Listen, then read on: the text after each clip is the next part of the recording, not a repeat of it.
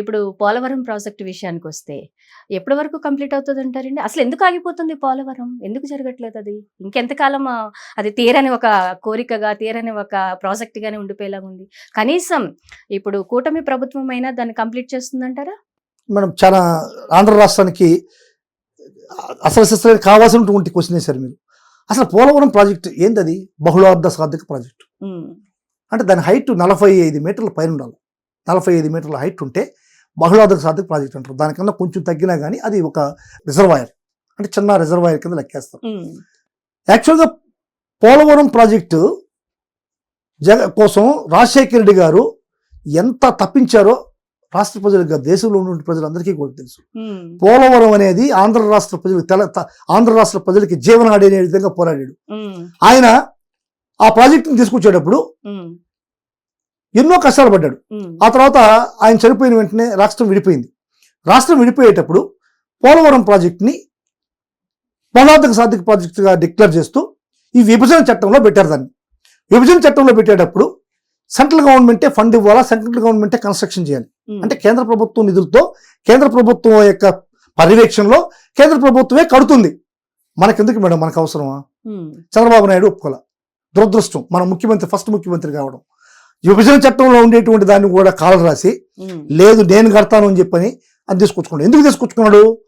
తనకు సంబంధించిన వాళ్ళకి కాంట్రాక్టులు ఇవ్వడానికి, తను అజమాయిషీలో ఉంటే దాంట్లోంచి ముడుపులు కలెక్ట్ చేసుకోవడానికి.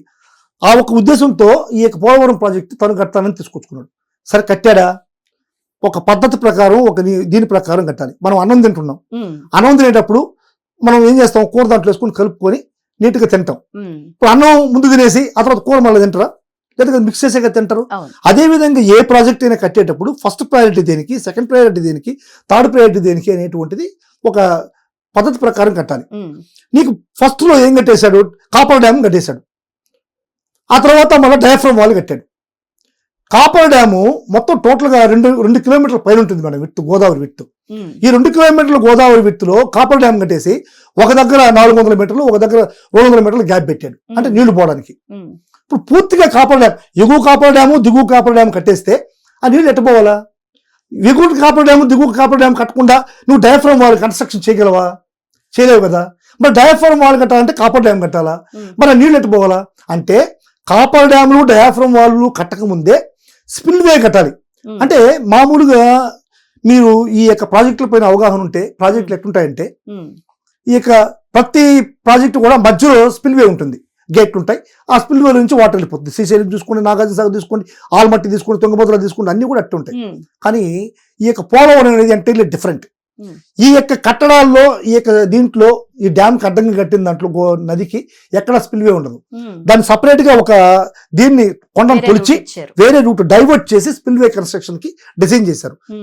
ఏంటంటారు అంటే పోలవరం నివాసితులు, అక్కడ ముంపు బాధితులు కుటుంబాలు ఉన్నాయి కాబట్టి కాదు. అంటే ఎత్తన్ డ్యామ్ లో పక్కన ఉండకూడదని స్పెషల్ డిజైన్ ఇది. అంటే పక్కనే తీసుకుని వస్తారు అనమాట. ఎత్తన్ డ్యామ్ లో ఈ స్పిల్వే ఉంటే ఎక్కడైనా తెగిపోవడానికి, పోరస్ మెయింటైన్ అవ్వడానికి కష్టం ఉంటుందని చెప్పని పక్కన తీసుకొని స్పిల్వేని డైవర్ట్ చేశారు. ఈ స్పిల్వేలో నుంచి ఇప్పుడు మామూలుగా అడ్డం వేసాం మేడం, ఇది అడ్డం వేసాం. ఇది అడ్డం వేయగా నీళ్ళు ఎట్టుకోవాలా? ఒక దారి చూపించాలి కదా నీళ్ళకి. గోదావరి నీళ్లు పోవడానికి దారి చూపించాలి కదా. దారి చూపాలంటే ఈ స్పిల్వే ఫస్ట్ కన్స్ట్రక్షన్ చేయాలి. స్పిల్వే కడితే నువ్వు అడ్డంగా కాపర్ డ్యామ్ కడితే ఈ స్పిల్వే నుంచి నీళ్లు వెళ్ళిపోతుంటాయి, నువ్వు డయాఫ్రమ్ వాల్ వేసుకోవచ్చు. ఈ స్పిల్వేని తాకకుండా డయాఫ్రమ్ వాల్, కాపర్ డ్యాము 2 కట్టాడు. అదేమని చెప్పండి 2014-19లో జగన్మోహన్ రెడ్డి గారు ప్రశ్నించాడు, అయ్యా నువ్వు కట్టేది సరిగా లేదు, మీరు కట్టే ప్రయారిటీ సరిగా లేదని చెప్పంటే ఏం చేయాలా? చంద్రబాబు నాయుడు గారు ఎవరిని ఎక్స్పర్ట్స్ ని పంపించాలి.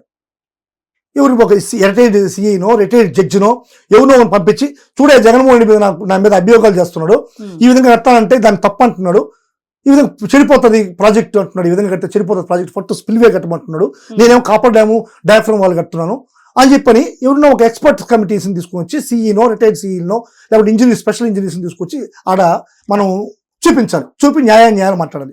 కానీ చంద్రబాబు నాయుడు చేసింది ఏంది?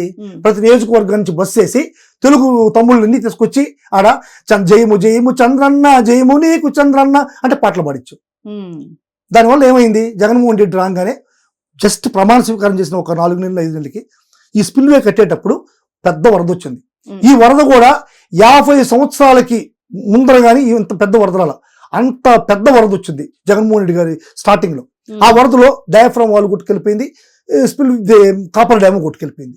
300-400 చిల్లర కోట్లతో డయాఫ్రామ్ వాళ్ళు కట్టిన చంద్రబాబు నాయుడు గారు ఈ రోజు మళ్ళా 900 కోట్లతో డయాఫ్రామ్ వాళ్ళు కడుతున్నాడు. అంటే ఎవరి డబ్బు అది కొట్టుకెళ్ళిపోయింది, ఎవరి డబ్బు కొట్టుకుని వెళ్ళిపోయింది. ఏ కన్స్ట్రక్షన్ కంపెనీ అయితే డయాఫ్రామ్ వాళ్ళు కట్టిందో కొట్టుకొని పోయిందో అదే కన్స్ట్రక్షన్ కంపెనీకి ఈ రోజు మళ్ళా అదే కాంట్రాక్ట్ ఇచ్చి 900 కోట్లతో కన్స్ట్రక్షన్ కంపెనీని స్టార్ట్ చేసి కడుతున్నారు. అంటే దాంట్లో ఉండేటువంటి మతలబ్ ఏంది అనేది ఉంటే ప్రజలకు చెప్పాలి. ఎందుకు అదే కంపెనీకి ఇచ్చావు, ఒకసారి కొట్టుకుని వెళ్ళిపోయింది కదా, ఎందుకు ఇచ్చావు? ఇప్పుడు దాన్ని ఏం చెప్తున్నారు, జగన్మోహన్ రెడ్డి గారి హయాంలో కొట్టుకెళ్ళిపోయింది అంటున్నాడు.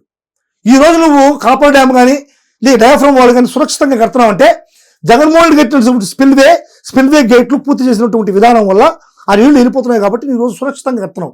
ఇదే విషయాన్ని ఆ రోజు జగన్మోహన్ రెడ్డి గారు పదే చెప్తే నువ్వు ఈ యొక్క తెలుగు తమ్ముళ్ళని అక్కల్ని తీసుకెళ్లి భజనలు చేయించావు. ఇది పోలవరం పైన చంద్రబాబు నాయుడుకి ఉంటే చిత్తశుద్ధి. 45 మీటర్ల హైట్ నుంచి 41 మీటర్ల హైట్ తగ్గించావు. అయినా కానీ నువ్వు కేంద్ర ప్రభుత్వాన్ని ప్రశ్నించట్లే. ఈ రోజు కూటమి ప్రభుత్వం నీ చంద్రబాబు నాయుడు చెప్పినట్టే మోడీ ఆడుతున్నాడు కదా, నీ ఎంపీ అవసరం మోడీకి. ఈ రోజు నువ్వేం చెప్తే తింటాడు. లేదు నాకు బహుళార్థ సాధక ప్రాజెక్ట్ కావాలి, నాకు 45 మీటర్ల హైట్ ఉండాలి, నువ్వు 41 మీటర్లు కాదని చెప్పని మోడీ నువ్వు తలలో వంచచ్చు కదా. ఆ ప్రక్రియ ఏం జరగదు. ఎందుకంటే ఇతని మీద ఉండే కేసులు మోడీ గారు లేవదీస్తాడు. అది చంద్రబాబు నాయుడు గారి భయం. ఓకే, ఇటీవల జిల్లాల ఏర్పాటులో పోలవరం జిల్లాలో పోలవరం లేదు అంటూ ప్రజల నుంచి ఒక వాదన వినిపించింది. పోలవరం లేకుండా పోలవరం జిల్లా ఏంటి అని. ఎందుకు లేదంటారు? అందులో ఏమైంది? పోలవరంకి ఒక సపరేట్ జిల్లా ఇచ్చారు. ఎందుకు ఇచ్చారంటే దాంట్లో 7 మండలాలు ఉన్నాయి పోలవరంలో. ఈ 7 మండలాల నిర్వాసితులకి చాలా ప్రాబ్లమ్స్ ఉన్నాయి. ఈ ప్రాబ్లమ్స్ అన్నీ కూడా మనం కన్సిడర్ చేయడం కోసం సపరేట్గా ఒక జిల్లాని క్రియేట్ చేస్తే దానికి ఒక కలెక్టర్ ఉంటాడు. వాళ్ళకు ఉన్నటువంటి సాధక బాధలు ఈజీగా మనకు అందుబాటులోకి వస్తాయి అనేటువంటి ఉద్దేశంతో ఆ జిల్లాని చేశారు. అది హర్షణీయమే, యాక్సెప్ట్ చేయాలి. అది ఎవరు చేసినా సరే యాక్సెప్ట్ చేయాల్సినటువంటి విషయం ఇది. అంటే అది పోలవరం ప్రాజెక్ట్ ఆ ప్రాంతంలోకి రాదు, ఆ ప్రాంతంలోకి వస్తుంది.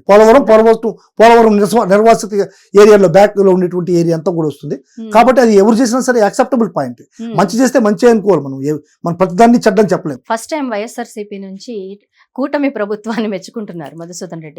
ఏదైనా సరే మంచి చేసినప్పుడు చెప్పాలి. ఇప్పుడు మీరు అసలు విషయాన్ని మర్చిపోయినట్టుకున్నది ఈ యొక్క లిక్కర్ స్కామ్స్ గురించి. లిక్కర్ స్కామ్ ఏ విధంగా ఉందో అనేది చాలా హాట్ టాపిక్. ఇప్పుడు లిక్కర్ స్కామ్ 2014-19లో లిక్కర్ స్కామ్ జరిగింది చంద్రబాబు నాయుడు గారి హయాంలో. ఆ తర్వాత 2019 నుంచి 2024 వరకు లిక్కర్ స్కామ్ జరిగింది అంటున్నాడు చంద్రబాబు. Fabricated liquor scam.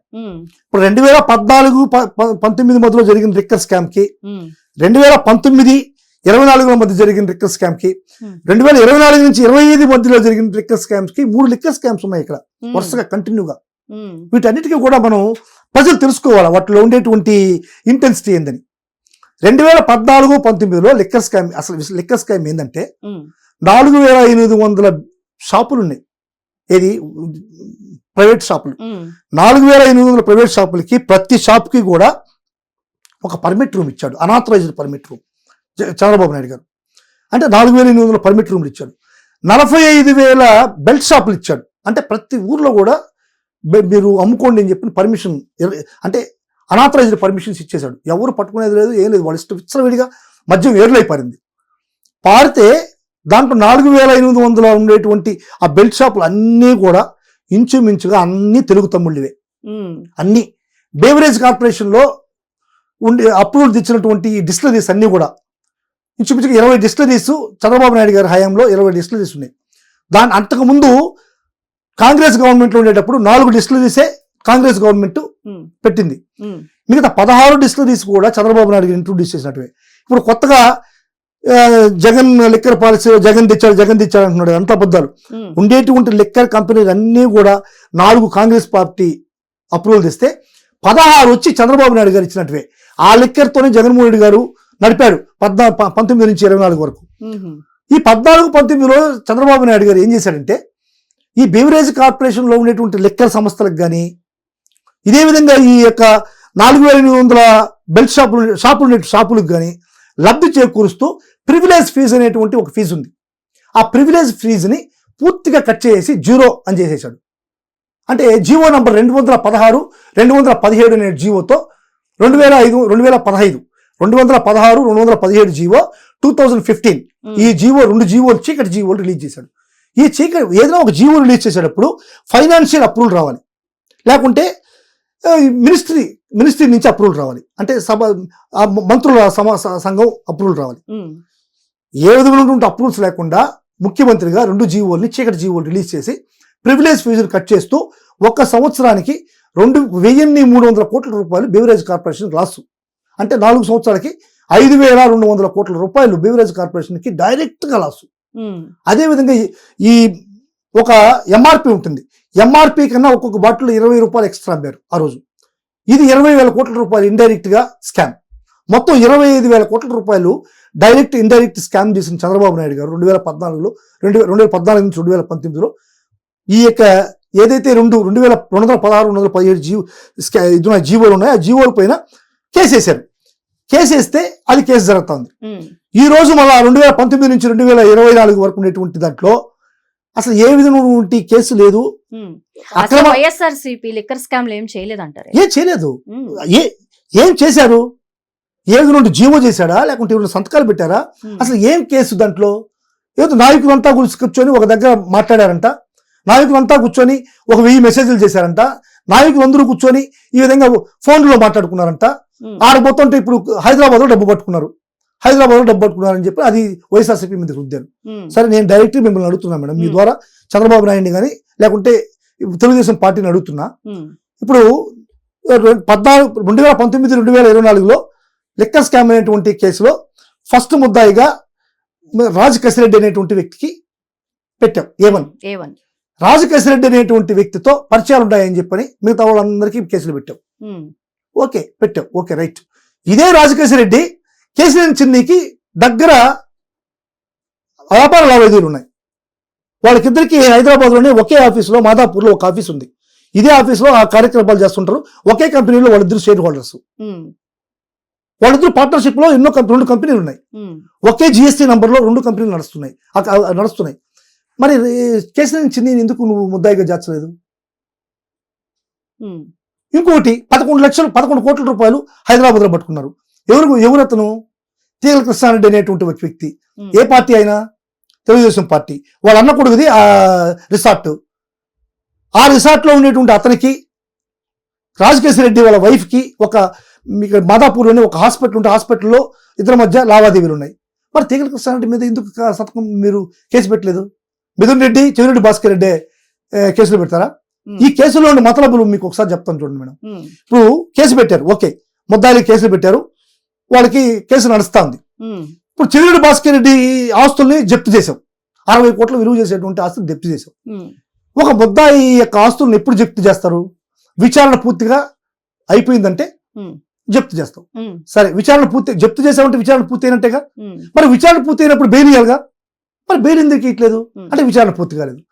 విచారణ పూర్తి కాలేదని బెయిల్ ఇవ్వు, విచారణ పూర్తి అయిందని చెప్పి ఆస్తులు జప్తు చేస్తాం. హిట్ టీవీ యాప్, ఇందులో short news, live news, entertainment shows, movies, digital magazines తో పాటు మీ జిల్లా వార్తలను కూడా ఫ్రీగా చూడొచ్చు. ఇంకెందుకు ఆలస్యం?